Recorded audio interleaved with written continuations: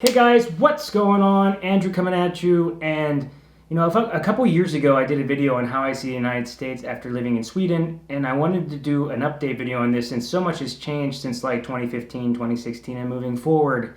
America has been rapidly changing. And when I live overseas, I can see everything with new eyes. And although I'm going to have to be critical of some things in the United States, I care about the United States. I want it to do better. I want to see a better life and world for everybody in the world and in the United States as well. I don't identify with one political party. I'm sure I'm going to be called like a super liberal guy or super conservative. I see both sides of many different issues, and I try to stay open-minded. But I think it's important to say what I need to say. And if you're American and you don't like it, you can just click out. But honestly, over the years, I have been embarrassed with what I've seen and a bit ashamed, really, of what people have been doing back home. I said in my first video that I believe that a lot of Americans live in fear. We live in the fear of the unknown. We live in the fear of something different. People stay in their homes, they have their guns, they're afraid someone's going to rob them. And we see different as fearful, I think. And then you add on top of that coronavirus and the fact that people have been locked inside their homes. And just imagine how much that fear has really taken over. You start to see everybody's different. You're afraid of getting sick. And I've seen America doing this shift of being more fearful of other people. And to the point where if someone doesn't agree with you, if somebody looks different in some way, shape, or form, I feel like now, people are viewing them as an enemy. Imagine that. You're viewing your fellow countrymen and women as the enemy. That is incredibly dangerous. It's okay for people to think different, but that's what I see. And I've been thinking, why has this shift happened? And I have to blame, honestly, the social media and the internet for radicalizing people. I mean, Mark Zuckerberg can talk as much as he wants about how he cares about social issues. All I know, Mark, is when I go on Facebook and I'm scrolling through my feed and I get to the videos section right now, all I can see is cops abusing people, or rioters attacking people or breaking stuff, or couples arguing with each other. It's like the most horrible, terrible things that people do to each other, and that's what Facebook's sharing. And see, that's the problem with social media, is the stuff that's the most offensive, the most shocking, that's what gets the views, that's what gets suggested. Imagine seeing that every day. I mean, so many people are on Facebook, they're looking, they're checking their feed. Imagine that. We're not meant to see that kind of stuff every single day. You see these people arguing, you might see some lady do something racist and horrible, you'll see all the most ridiculous, horrible things in mankind. Well, how are you going to view your fellow American? How are you going to view the people around you? You suddenly see these videos of people that think differently than you, and you start to see them as the enemy. Social media, Mark is guilty, many others are guilty of this, and it's something that I hope changes in the future. With that fear, we've seen increased violence on both sides. On a positive note, I feel that the United States is changing in a lot of positive ways. I mean, since I've been overseas in Sweden, I've seen gay marriage be legalized everywhere. That's been cool. Like, transgender rights has really become an interesting thing. Now we see Black Lives Matter. We've had the Me Too movement, and I've seen all these social issues really come to the forefront. So on the other end of the internet, it's a good thing in a way when people can share and discuss and talk about these ideas. So there is positive with the internet as well. But we've also seen Charlottesville, where you had all those Nazis get together in a rally in Charlottesville, which is just horrible. We've seen people get hit by cars. So we've seen that the internet is a positive thing and a negative thing. I've talked about this a lot of times. People have asked my view on Trump. And one thing I see with Trump, as I've said to a lot of people that like him or don't like him, is, okay, I respect Trump for as far as going above all the odds and winning the election when it seemed like there was no chance for him to win. I always thought he was going to win, just because I could see what was happening in the United States. I could see how many people were behind him and excited about it.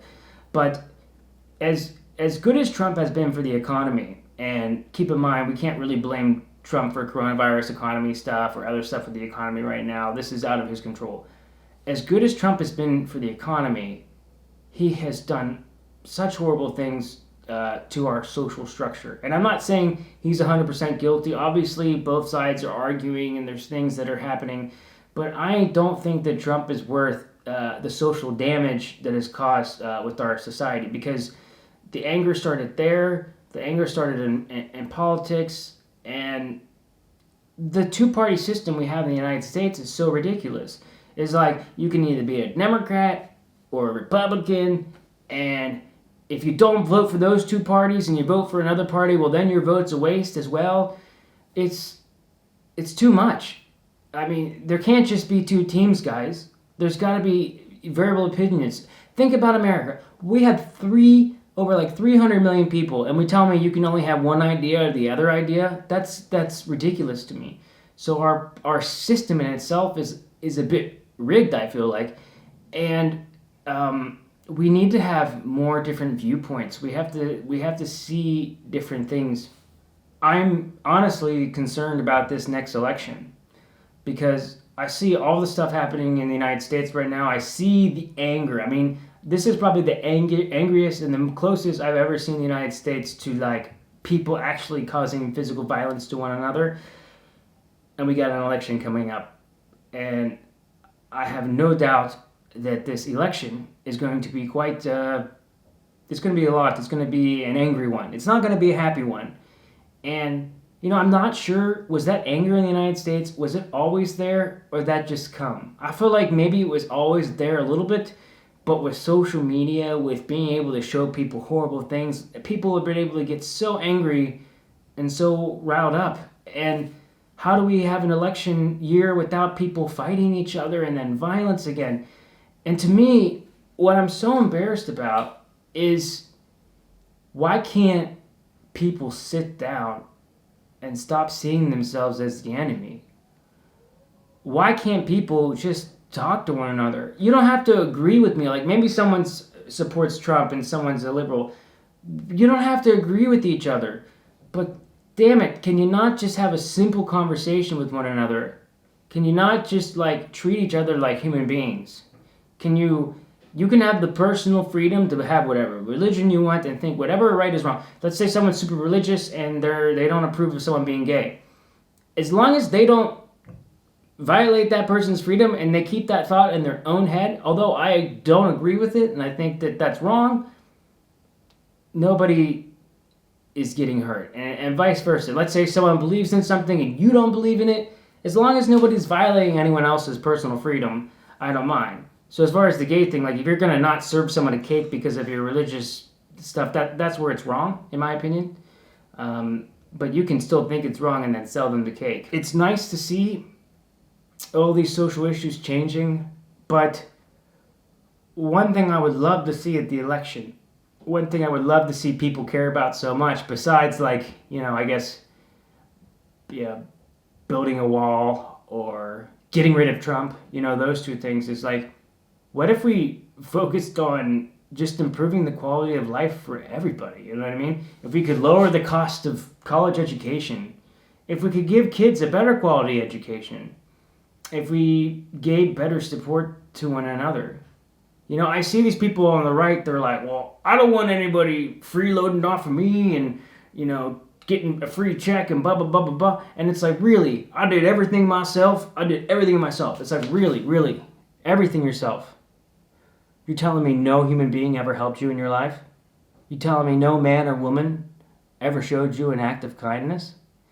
If we could start having more acts of kindness to one another, if we could start caring about our fellow person more, no matter what the color of their skin is, what their sexuality is, what gender they identify with, if we could just see people as people.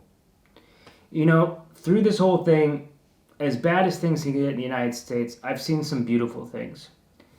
I was in West Virginia a couple years ago when I was home, and I saw this transgender woman walking through a shop.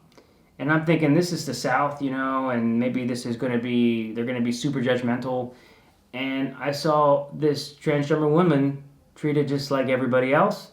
Nobody acknowledged it. She was able to shop in the store. They were extremely friendly. And there, I felt hope. I still feel hope, but I also fear what this anger is going to do to us. And it's scary. To the point where I have concern for my family back home. I have concern, general concern, because I don't know what's going to happen in the United States. I don't know what's the next thing to happen. And on top of all that, we still have the shooting problem in the United States. So you add up angry people, you add up radicalization from the internet, and you add up plenty of people with guns. And I'm sorry, but that's not a positive situation right now. All Americans, whatever you believe. Okay, you don't have to believe what I believe about giving people a better quality of life if you think that I'm a freeloader, if I want to lower the cost of college education, prescription drugs, fine. Okay, I'm a huge liberal, that's what I'm getting called now. But take all that away for a second and think to yourself, do you want a better life for your children? If you do you really think the direction we're heading is going to give them a better life? Do you really think the anger that we have on both sides? Do you really think the fact that we look at each other like the enemy? This is wrong on so many parts. It's nice to see the social change, but this anger and violence, it needs to stop. Everybody needs to start acting mature. I mean, I see these people angry that are adults, especially on Facebook. Is that how you want your kids to act, really? Is that how you want your kids to treat other people? Just show them that you get angry and get in a fight and start yelling back and forth on Facebook? Sharing all this stuff? It's ridiculous. Everybody should be ashamed of themselves that's a part of that. But you know what? I forgive you. Please, let's move forward together. Let's start to love one another. Let's stop doing what we're doing, because we're leading down a road of disaster right now, and it's shameful. We all should be ashamed of it. I'm not saying I'm ashamed of being American or I'm ashamed of America. I'm ashamed of the direction we're going into. It's wrong, and it needs to stop.